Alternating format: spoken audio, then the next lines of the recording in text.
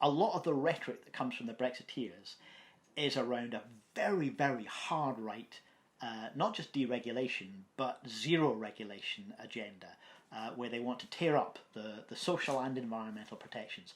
There's been a huge amount that has been achieved within the European Union. There are times when people feel that power should be decentralised, and I think the one thing the Brexiteers had right in their slogan, "Take back control," there is a natural instinct, a natural desire, and there's nothing wrong with it for communities to feel that they've got some control over their lives. You know, the local community, the local council level should be able to make decisions democratically accountable to their voters in the way that is normal in so many other European countries. If Angela Merkel tried to tell local councils what rate of tax they were allowed to levy, she'd be in breach of the German constitution. She'd end up in court and she would lose. The notion that there are appropriate decisions about local level is one that needs to be re-won in Scotland. We've got a very, very centralised state. So the tourism levy, the visitor levy, there'll be a debate about whether that's the right thing to do, and the SNP say they don't think it's a good policy idea, or many of them say that. I think they're kind of re-evaluating their position on it now, and that's a good first step, I guess. But it really shouldn't be a decision that the Scottish Parliament or the Scottish Government takes about whether that's a good policy to implement locally. It should be the local level that decides that. It's their business. In relation to council tax, even back in the Thatcher era, there was rate capping, and at least they had the decency to do it by legislation. Actually proposing it, passing it through Parliament.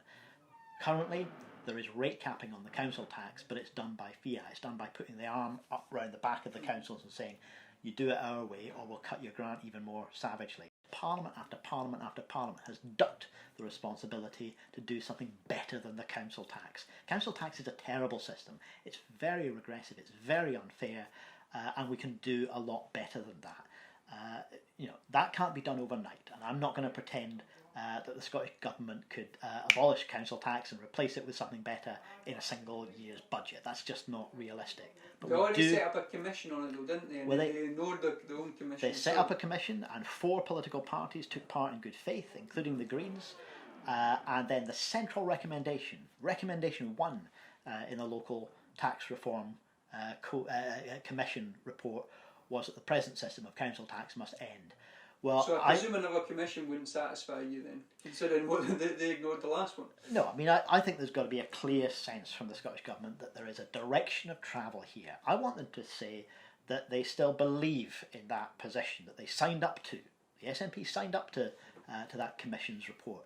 Now, I know that they have a manifesto commitment for the current Parliament, and they're not going to want to break that manifesto commitment, even though I think they are privately glad that we pushed them to break their income tax policies, manifesto policies.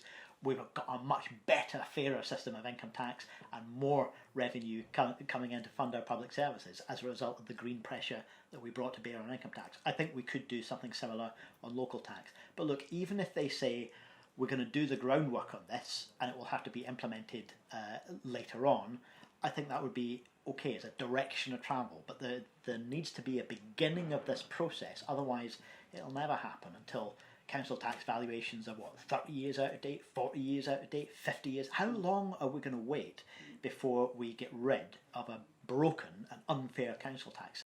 Do you see yourself being, you want to be in a coalition government in 2021 in Scotland? What's your aims as a party?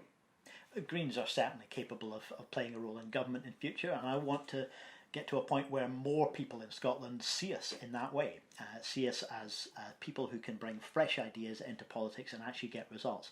We've done that very effectively, actually, as an opposition party, because that balance that we always try and strike between being constructive wherever we can be, but challenging wherever we have to be, that gets results. It means that we're not going to be just scoring petty party political points for the sake of it. If we vote against the government, it's for good reason, and they know it's not simply because we vote against them on everything, because we don't. Where we can work with them, we do. Very final question. Nicola Sturgeon said her party would back a people's vote on a second EU referendum. What would you prefer, a people's vote or a second independence referendum? Well, I think certainly the way things are going, and particularly given what Nicola Sturgeon said about independence at the SNP conference, it seems likely that they think of that as being a few years down the line. You know, I still believe that in the context of every other country in Europe getting a decision about our future, the people of Scotland should have a decision about our future as well. And I see Scotland's future as being an independent country as part of the European Union. But look, the overriding urgent priority at the moment, I think, has to be to cancel Brexit. It is a mess. It is chaos. It is a hard right coup. It is a fundamentally undemocratic process, given the way that we know the Leave campaign broke the law, as well as the many, many lies that were told and the racist arguments that were cultivated around that. Now, it may well be that a people's vote, so-called, a final referendum to the people, is the only way now to stop it. And if that can be brought about, we'll be campaigning very, very hard to say not only that Scotland should remain, but that the UK should remain as well.